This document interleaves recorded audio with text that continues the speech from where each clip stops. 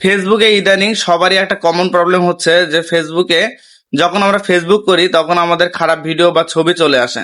তো আমরা যখন বন্ধু বান্ধব বা আত্মীয় স্বজনের সামনে ফেসবুক চালাই, তো এই জিনিসটা আসলে আমাদের মানে লজ্জায় পড়ে যায় আমরা।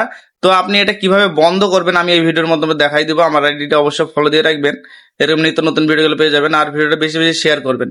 চলুন সরাসরি স্ক্রিনে যাই, লেটস গো। তো শুরুতে আপনি আপনার ফেসবুক আইডিতে চলে আসবেন। আসার পর ডান কর্নারে উপরে প্রোফাইল অপশন আছে, এই প্রোফাইল অপশনে ক্লিক করবেন।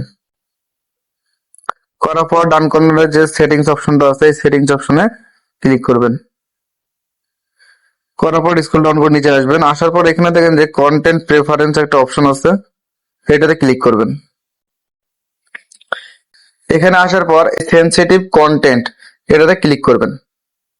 করার পর এইখান থেকে যদি এটা আপনার ডিফল্ট করা থাকে এটাকে আপনি শোলেস করে দিবেন। শোলেসে ক্লিক করে এখানে ক্লিক করার পর এখান থেকে সেভ অপশনে ক্লিক করে তারপর এখানে ওকে করে ক্লিক করে এটা অফ করে দিবেন। তাহলে আপনার ফেসবুকে কখনো খারাপ ভিডিও বা ছবি আসবে না। তো দ্যাটস ইট।